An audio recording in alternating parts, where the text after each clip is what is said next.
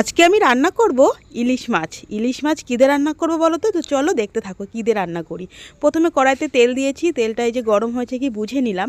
তো গরম হয়ে গেছে, এবার ঝপাঝপ ঝপাঝপ মাছগুলো ছেড়ে উল্টে পাল্টে ভেজে নেবো। খুব বেশি কড়া ভাজবো না, হালকা হালকা ভাজবো।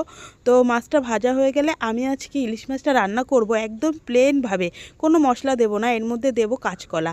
কাঁচকলা দিয়ে ইলিশ মাছ রান্না করব শুধুমাত্র কালো জিরে আর কাঁচা লঙ্কা ফোড়ন দিয়ে। আর পাশের উনুনে বসিয়ে দিয়েছি শিম আর আলু ভাজা। আজকের মেনুতে আছে শিম আলু ভাজা আর ইলিশ মাছ কাঁচকলা দিয়ে। তো দেখো কাঁচকলাটাও কাঁচা লঙ্কা কালো জিরে ফোড়ন দিয়ে ভালো করে ভেজে নিচ্ছি। এটাকে ভেজে নিয়ে তারপরে জল দিয়ে দেবো। জল দিয়ে কিছুটা ফুটে উঠলেই তারপরে দিয়ে দেবো মাছ। তো মাছটা দিয়ে ঢাকা দিয়েছি, দিয়ে যে দেখো টকবক টকবক করে ফুটছে। দেখে মনে হচ্ছে যে কী সুন্দর হয়েছে, কখন খাবো কখন খাবো এরকম মনে হচ্ছে। আমার শুধু খাই খাই খাই খাই সত্যি। আর বর যদি কোনো রকম কোনোদিন মাছ না নিয়ে আসে, মাছ ছাড়া ভাত খেতেই আমি একদমই পারি না। কি আর করা যাবে, তবুও এক একদিন হয়ে যায়। আর যে একদম কমপ্লিট হয়ে গেছে রান্না, ইলিশ মাছ কাঁচকলা দিয়ে, আর এখানে শিম আর আলু ভাজা। তো চলো আমার রান্নাটা কেমন হয়েছে অবশ্যই কমেন্টের মাধ্যমে তোমরা